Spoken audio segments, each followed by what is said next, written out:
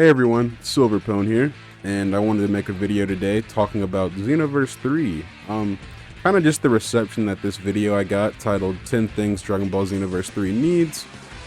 Thank you guys so much, by the way, for getting this video to 9.8k. That's a lot of views. I never expected to even get anywhere near that. That's incredible to me. And also for the subscribers, thank you so much, the likes, everything.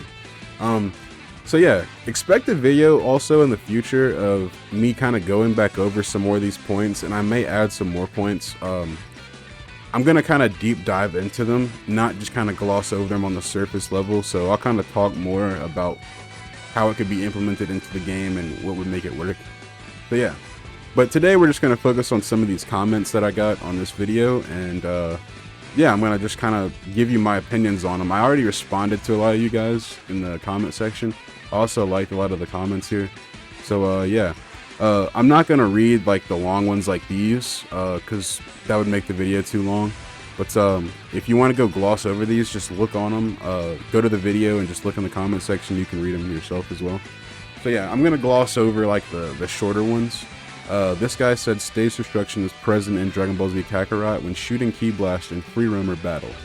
The only problem is that it isn't permanent and disappears. I hope Xenoverse 3 has permanent stage destruction in it. I already responded to him. The special battle animations also triggered destruction too, but still Ultimate Tenkaichi was closest to permanent map destruction, but Xenoverse 3 really does need that. So yeah.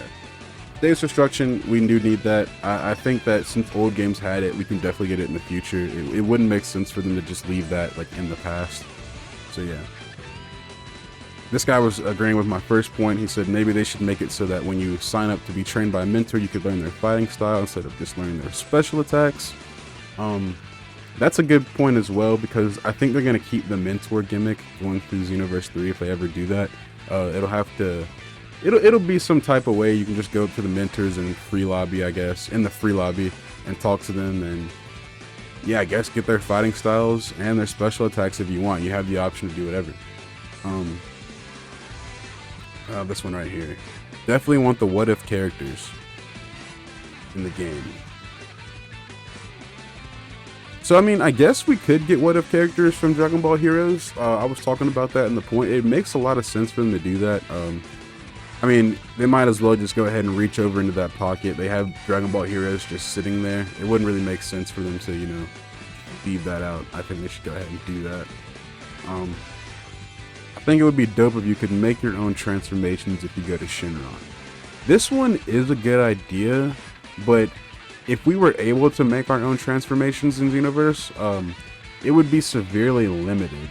Like, they would have to give us the option to design, or if they don't even want to go that route, they would probably just hand us a recolor, kind of like Super.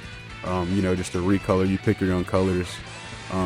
If they did this, I want them to kind of go into detail with it and make it something that's very interesting and not just, you know, something very bland. Like I said, just a recolor. We need some more detail into that. But this is a good idea. I just have trouble seeing how they would implement it, but it's still possible. These are all good to have, but I'm dying to have beam collisions. I want us to have epic clashes like what we see with Goku and Vegeta and Gohan and Cell. Giant beams of energy that are unleashed. Beam clashes are a huge gimmick in the Dragon Ball game community. I think, you know, Budokai Tenkaichi, Raging Blast 2, Ultimate Tenkaichi, like all these games had beam struggles. But for some reason in Xenoverse 3, they just threw that out of the window. It is very odd. I don't know why we don't have beam clashes. In Xenoverse 3, if you try to initiate a beam clash, the beams kind of just cancel each other out, you know? And it's kind of weird. But yeah, Xenoverse 3, if it is going to be like the big bad, you know, the final Xenoverse in the franchise, I think they should implement that. That's something that is a must-have for sure.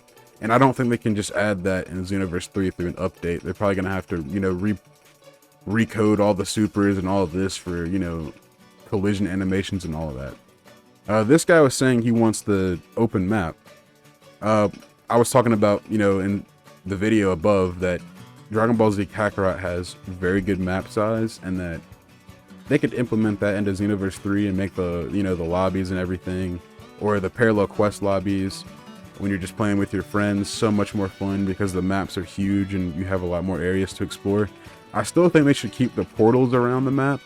The portals are definitely a good way to get around the map, because if they go the huge route, we're gonna need, you know, some type of way to, you know, cut the flight distance sometimes.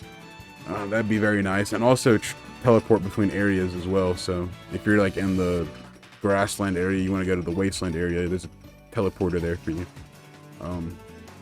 They're probably gonna also have like fast travel if you're just, you know, in Catan City. Catan City is probably gonna be like a huge area as well, or whatever city they go with in Xenoverse 3. I agree with all these, and being able to create your own outfits is a new one, and it would be cool AF that they need a survey of outfit types we want added. I love more wedding dresses and kimonos and stuff like that for my CACs, and more accessories like cat ears or headphones or something would be cool. He is pretty much agreeing with the point that we need more accessories in shop, and people would need to, you know, they could submit their own outfits, and people could create their own outfits, and, you know, people could buy the outfits that people have created, stuff like that. That would be very interesting. I think that's very possible. That's something they could very much do. They just need to give us some type of like editor or clothing editor, something like that. This guy was saying, Rods was saying, I think stage transition may be hard to pull off. Fighter Z stages are only in one plane. Xenoverse has an entire 3D arena. Granted, they are pretty empty, but I think that they would have to include a loading transition that might kill the momentum of the fight.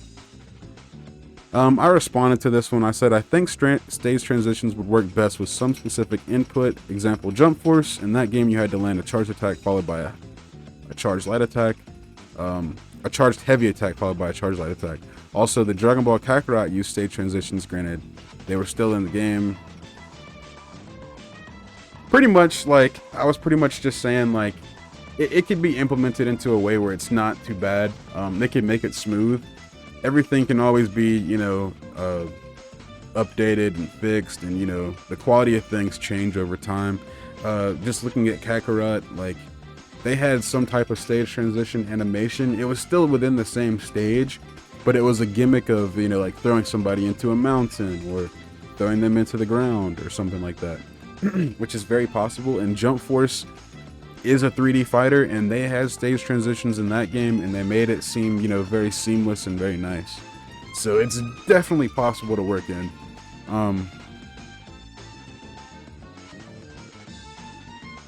This guy was saying, I apologize for not reading all of these as well. Like, these are all very good. All of these are very good opinions. I just don't want to, this video isn't supposed to be super long. Expect another, like I said, expect another Xenoverse 3 video in the future, but this one is just kind of just a placeholder video for right now. But yeah, very good opinions, guys. I'm just kind of focusing on the shorter ones right now. Just bear with me, I'm sorry. Like, I would read all of these, but the video would take forever if I did that. This guy was also saying he wanted beam clashes as well. This guy said he wanted Super Saiyan 4 added so he can tap into his Primal Saiyan roots. Super Saiyan 4 is something that we always have wanted from the beginning, and we still have not gotten, even though we have Super Saiyan 4 characters in the game. This guy, okay, this is the only longer one that I'll respond to in this video. I've already responded to it as well. The Steam Workshop. He was saying that the Steam Workshop could work for Xenoverse 3, and people could edit outfits and things like that, and we could use TP as a source of buying the outfits as a currency, and the people that create the outfit receive, you know, TP in return for us buying the item. And that would work pretty well, I think. It gives people the initiative to create outfits, and people that buy outfits that have TP, you know, they're also rewarding the creators, and that would make the creators, you know, update and create more stuff. So I think that would be like a very nice implementation of that. That's a good opinion. I like that. By Crisis. Jeremy Wilcox said, only Dragon Ball game I want made is the one that starts you off as Kid Goku and train him and the others into the years of Z, Super, and GT. That would be the most epic, worth whatever money they want to sell. So I guess. I think that everybody that is a Dragon Ball fan has always had this thought of, let's have a game that's Kid Goku all the way up to, like Ultra Instinct and Tournament of Power. And that would be a dream of a game. Like, that's something that we all want for sure. Give us like everything we want in that game. The only problem is that Bandai and Toei, I don't think they're ever gonna initiate that, because the second that they release a game like that is perfect, they know that they're probably not going to be able to up the ante again. My evidence of this is, look at the past of Dragon Ball Z games, right? The past Dragon Ball Z games, they were good. They were really good. They ended up wanting to branch out into the modern generation. I don't know why they didn't keep the old style, but the only reason they didn't keep the old style is because they don't want to keep upping the ante of that every single time. So Xenoverse, when it first came out, it was a little bit more of a watered down game. It was still good for what it was, but they were able to up the ante after that again, and make Xenoverse 2 and make that a little bit better. So Xenoverse 3, they're going to up the ante again and make it better, and it may be the final game in the franchises, which is why it'll probably be the best universe that we've ever seen. But yeah, like, once they release a game like that, they have to continue to make another game that's better, or it won't sell. So Xenoverse 1 was like a reset, like Battle of Gods or Battle of Z, that game was like a reset. And of course, you don't have to agree with me. That's just my opinion on it. I think that that's just the route they're going with the game. They're going for longevity here and to keep promoting different games. Just look at Dragon Ball Breakers. Dragon Ball Breakers was a placeholder title. That game, whatever game follows Dragon Ball Breakers, they'll be able to up the ante on that pretty well, I'd say.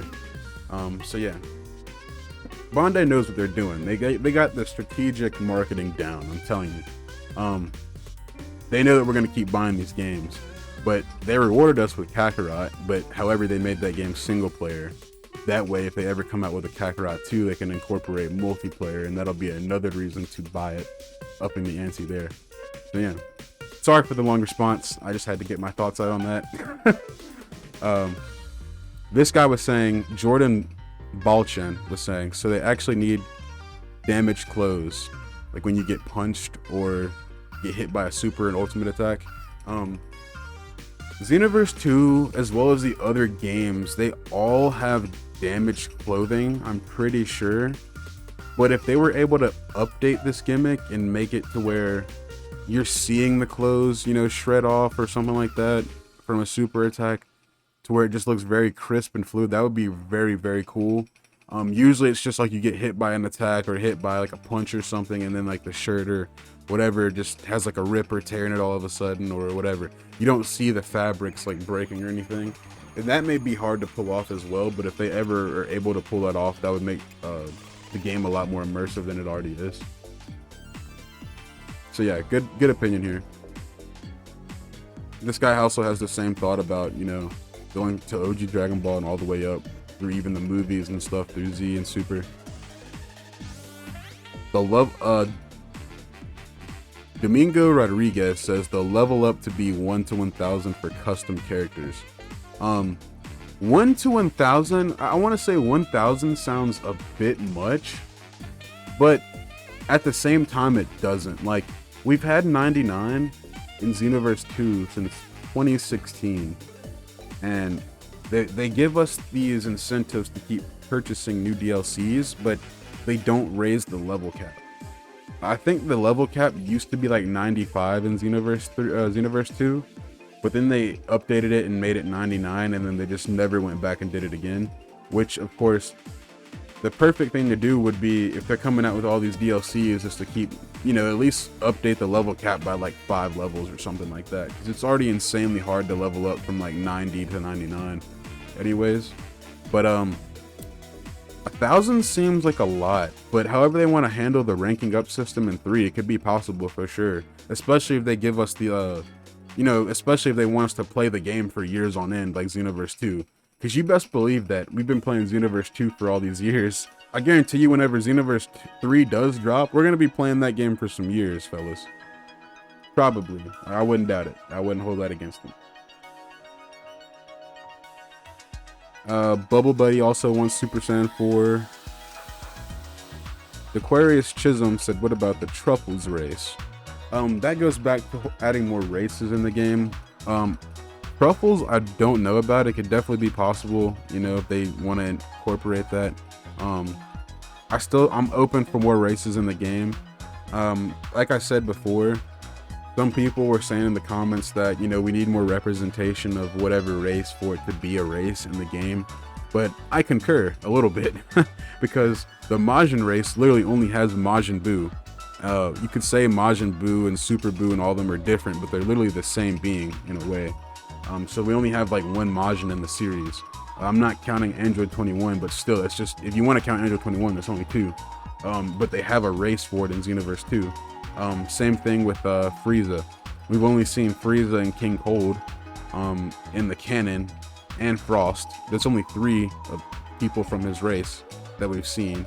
I'm not counting Lord Shield or Cooler, but if you want to count those, that's only 5. So they have a Frieza race still with only 5 that we've seen. So it's definitely possible to incorporate more races.